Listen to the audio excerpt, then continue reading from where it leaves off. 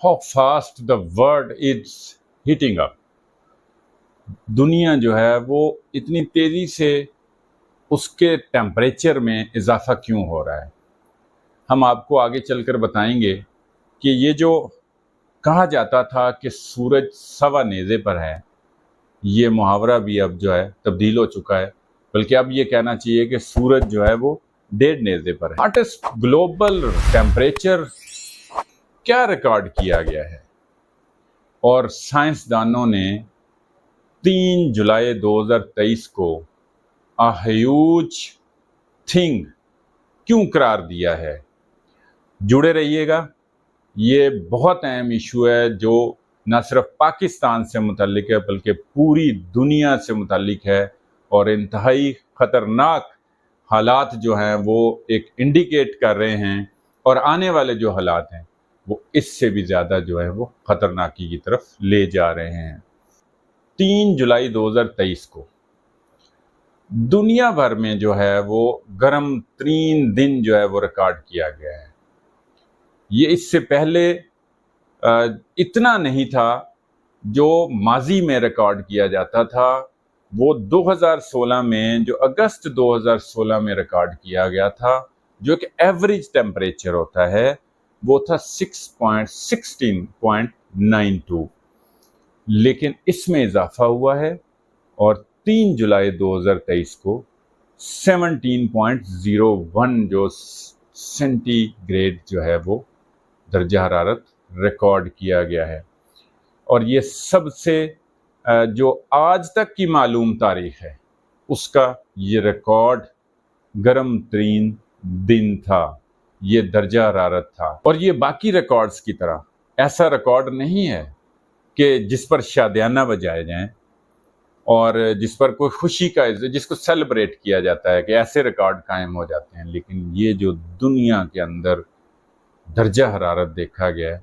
یہ بہت ہی alarming situation ہے، اور اس کو سائنسدانوں نے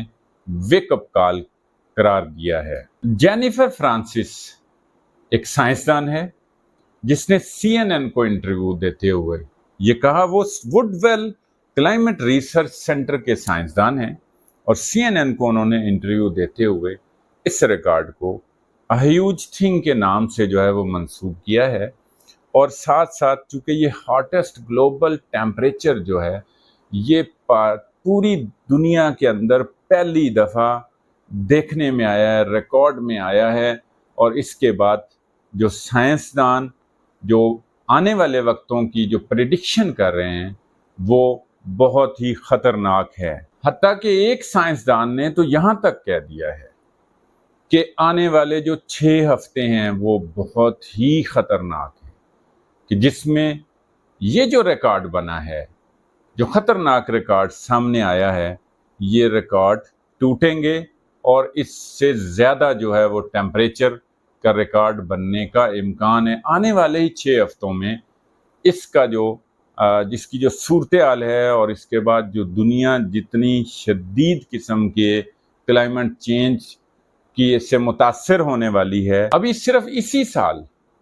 اس ٹیمپریچر کے بڑھنے سے جو دنیا میں اس کے اثرات مرتب ہوئے ہیں وہ ہم آپ کو بتاتے ہیں کہ امریکہ کے اندر مارچ سے اسی سال مارچ سے جون تک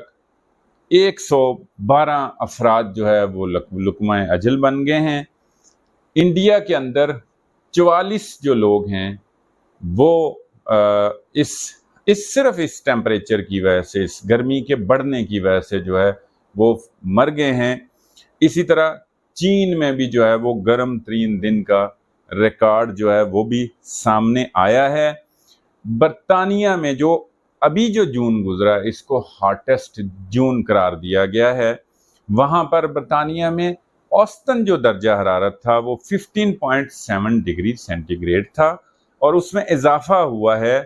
0.9 ڈگری کا، وہ اضافہ بھی ریکارڈ کیا گیا ہے. ناظرین، اس کی ایک بیک گراؤنڈ ہے، اس کی ایک تاریخ ہے. یہ سائنسدان بھی یہی کہتے ہیں کہ یہ سالوں کی بات نہیں ہے.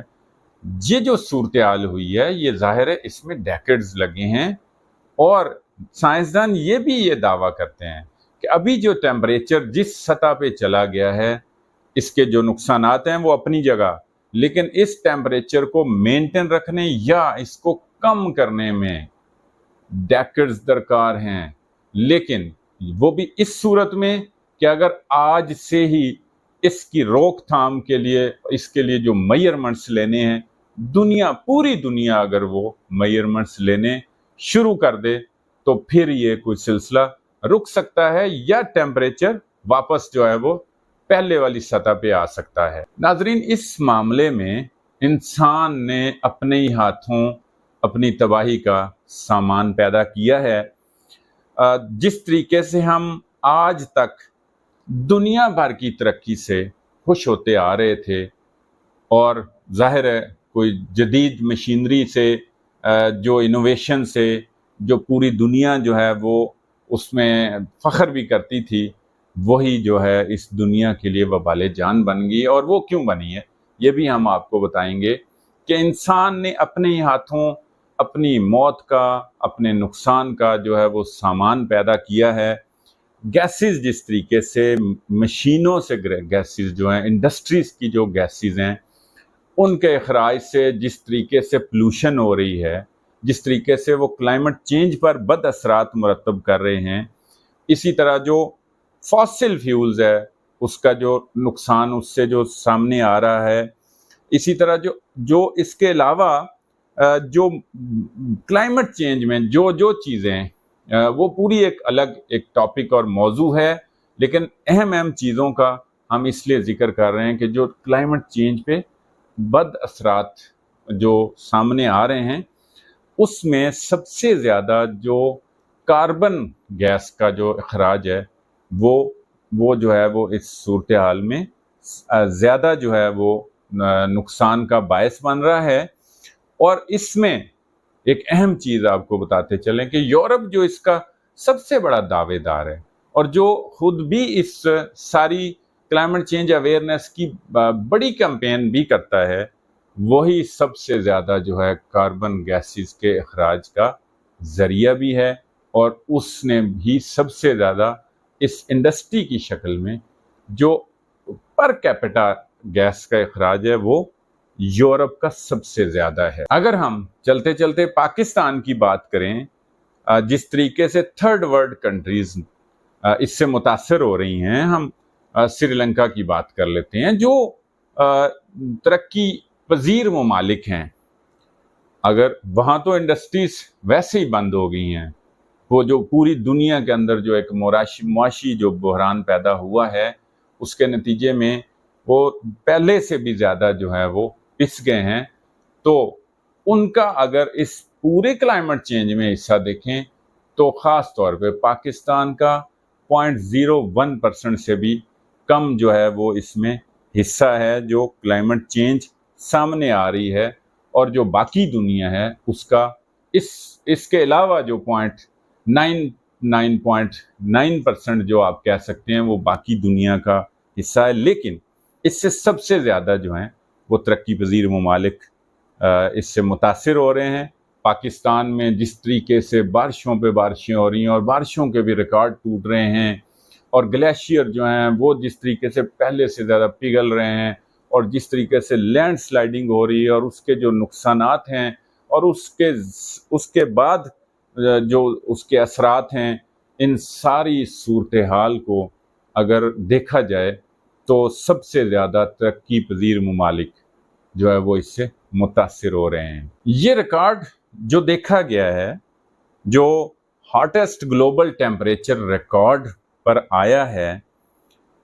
یہ سائنسدانوں کا یہ دعویٰ ہے کہ یہ ایک ویک اپ کال ہے۔ اگر اب سے ہی دنیا نے اس طرف توجہ نہ دی اور جو کلائمیٹ چینج کے معاملات اور جو اس کے عوامل ہیں اس پر کنٹرول نہ کیا گیا، تو اس کے اثرات آنے والے دنوں میں بہت سیویئر ہوں گے۔